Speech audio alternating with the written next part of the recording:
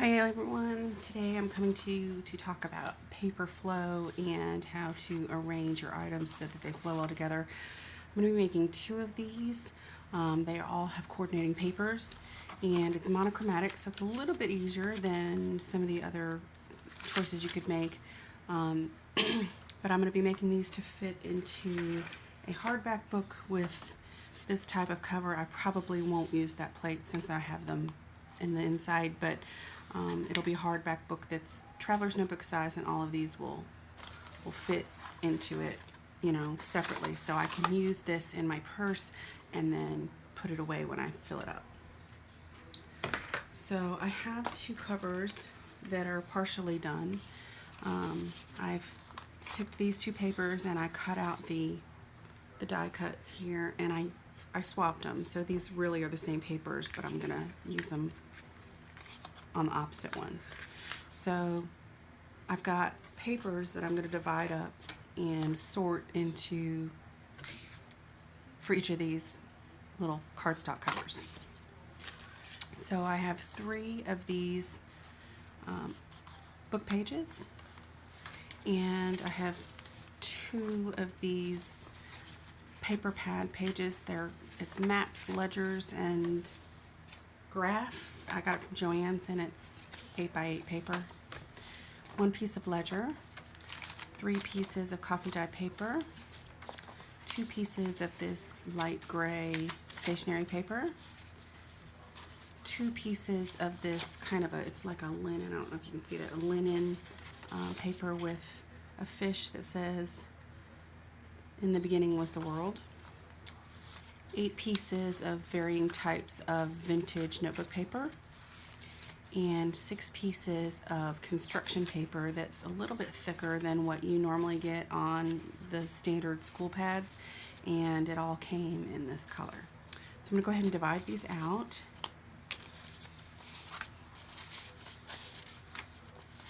Into piles.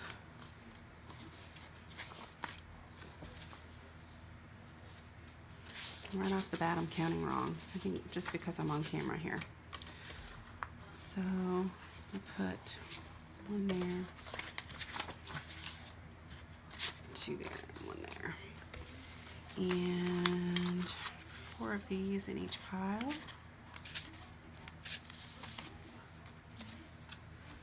And 1 of these in each pile.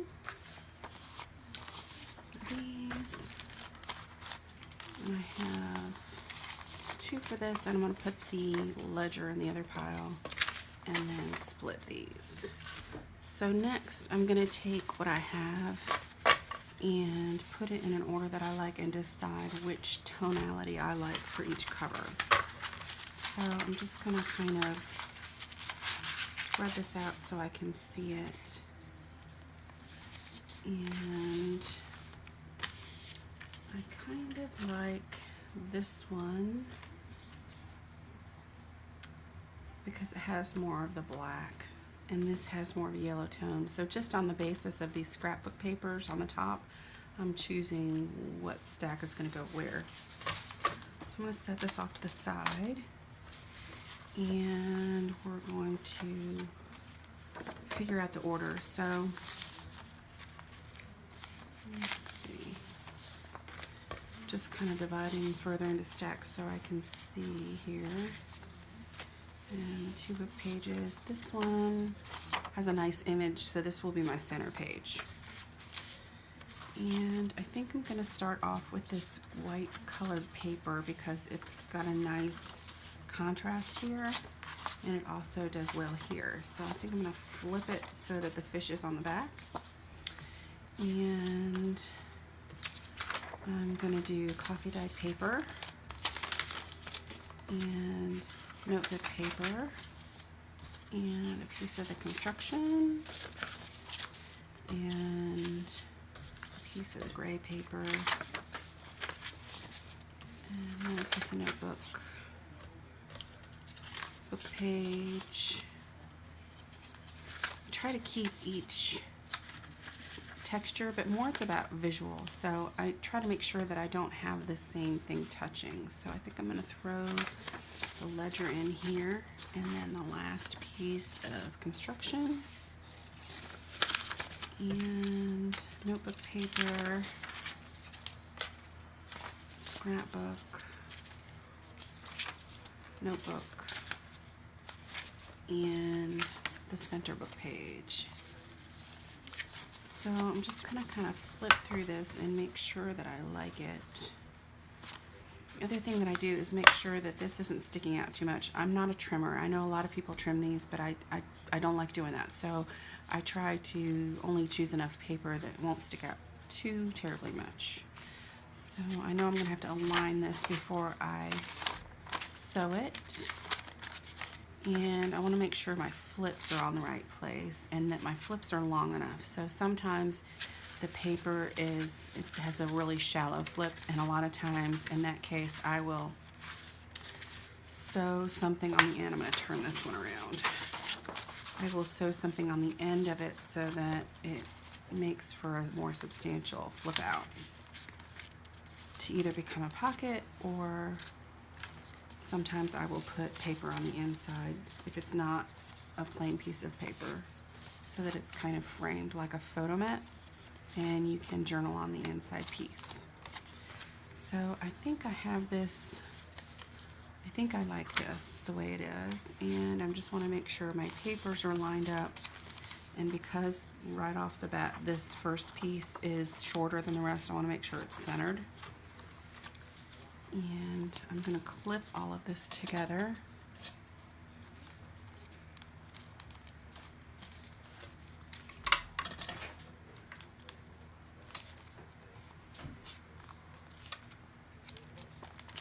And I will bind this. So I've got some waxed thread here in white.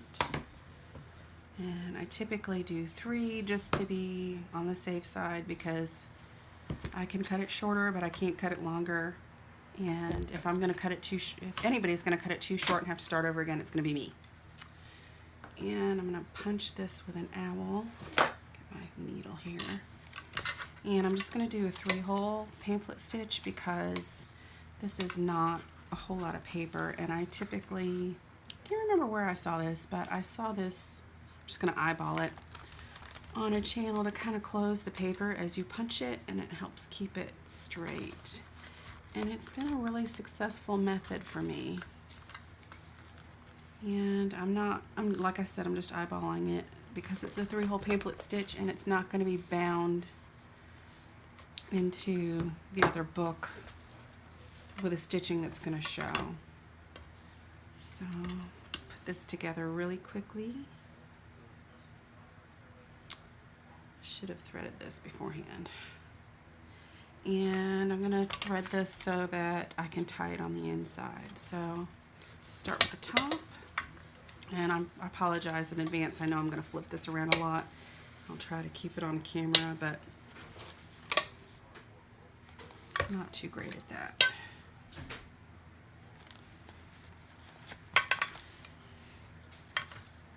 I'm a flopper when I do this.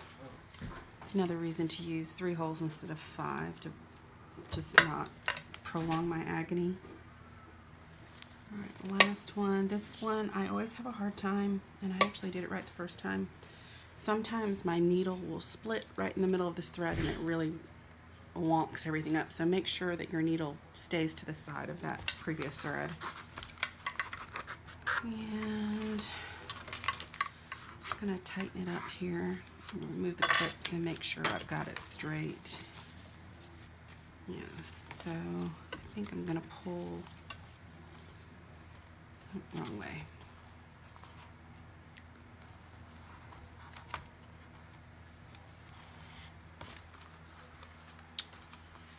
I want to pull some of this through here.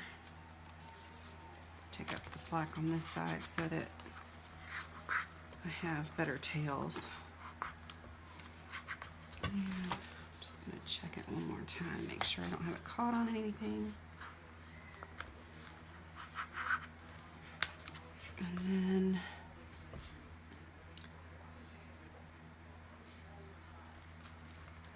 push Just under here. It really does make a huge difference when you do that in how your binding works and how tightly you can get it.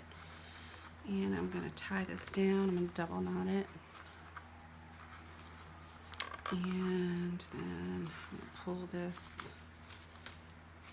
to the bottom and trim it so that it doesn't hang beyond the page.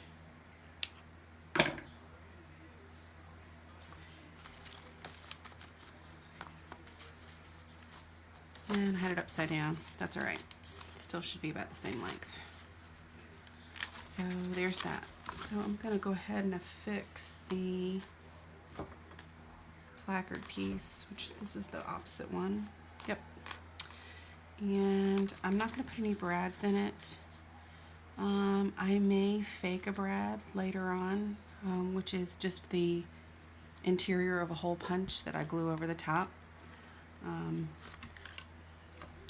So I'm just going to carefully glue the bottom here. And there is a little bit of writing on this, so I'm kind of trying to make sure that I have it right side up. And I'm just going to put glue on the bottom half here and on the outer part of the piece so that I can slide something in here later on after this is dry. So I typically kind of keep it at the top and looks good, and just kind of eyeball it, make sure it's straight. Oh, I think I want to move it over just a little bit. Wipe that glue off. And there's one. So now I have two to put in that book. Quick and easy, right? And then the last one, I will do the same thing. So I have my cover, and unfortunately there's no way for me to make these letters right side up, because even when I flip it, it's still upside down, and yeah, so it's upside down. And I think because I really like the tonality of this and the dark on the inside, that this is going to be my first page. So it's going to be shorter than the rest. I just want to make sure that the next page that I choose, that whatever peeks out from here looks nice also. So I think in this case, this book page has not got an image, so it doesn't matter where I use that. I think I'm going to use the gray page next, so that when you look in it, it all kind of, it flows. So that's kind of what I'm talking about, and you just want to make sure that all the pieces look good together before you move on. So this is fairly plain, so I think next I'm going to put lined paper, if I can get it in there, and then I will use some of the construction paper with the flip on the left, and then the next construction paper I use, I'll put the flip on the right. So I'll use coffee dye paper. This one's got a flip. Do they all have a flip?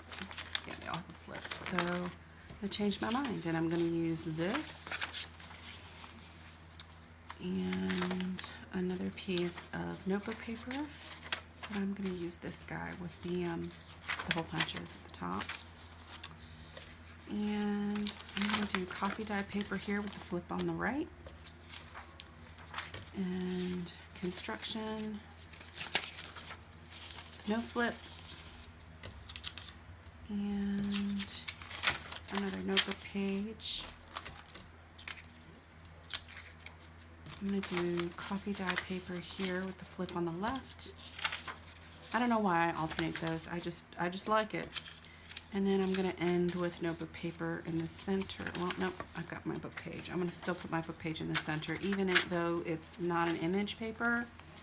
I can end with that. And if I choose to not keep the writing, I can take a coffee dyed piece of paper or some other plain paper and mount it like a photo mat, so that you can write on the inside, and then the print will show on the edges. Now this flip is very shallow, so I think what I'm going to do before I sew all this together is, or maybe I'll just glue it. I'll get another strip of paper that I can extend this flip out. And since it's the center, I may come over all the way to the end here because I have a lot of space to do that. And I can do that after I bind it. So let's check it and make sure it doesn't stick out too terribly. It's a little bit more than I usually have, but I think it's okay. And I'll line all this up and make sure nothing is too terribly off center. It doesn't really bother me too much when it's off center some, but I don't like to have it. If I'm going to have it off center, I want it way off center so that it's obvious that I meant to do that. And then I'm going to clip this on either end here. And this is my front. And I'm just going to eyeball the holes. Another 3-hole pamphlet stitch. There we go. This one's a little bit thicker, a little bit harder to punch here. If you have any questions about the materials that I use, you can put it in the comments. This was super cheap off Amazon.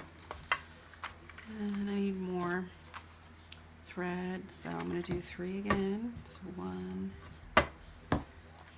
2, 3. Really technical, right? And let's sew this guy up.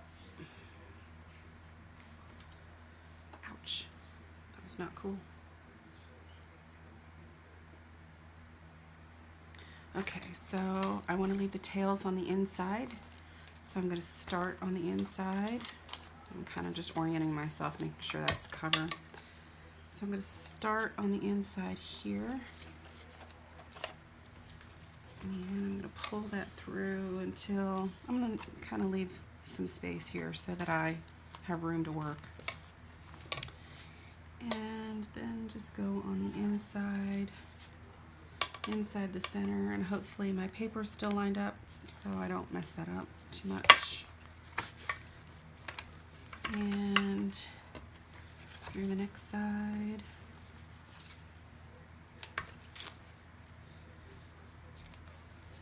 And then back through the middle. Just I'm going to pull this a little bit tighter so that I can see. Try not to get through that thread. There we go. Yep. Okay. Pull that through. Get it nice and tight. And I'm just going to check it. Make sure I don't have anything hung up on anything.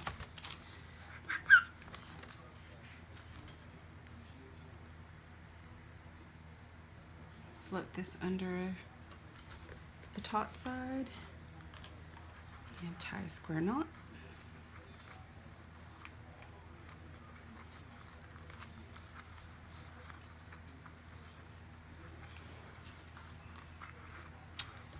And find the front here. Yep. And trim this so that it doesn't extend beyond the, beyond the page here. So I'm going to affix this, and I will also cut some circles to put on my binding thread. And that will be the extent of what I do with these. I may go back later and put some pockets and that kind of thing, but I tend to wait until I have all my pieces together and I decide how thick it's going to be before I do that. I also have some tape that I've aged that I will throw on the cover in different places, just because I can. And like this piece here where the paper really punched out thick here, I will probably put a piece of tape over that just to disguise this stuff.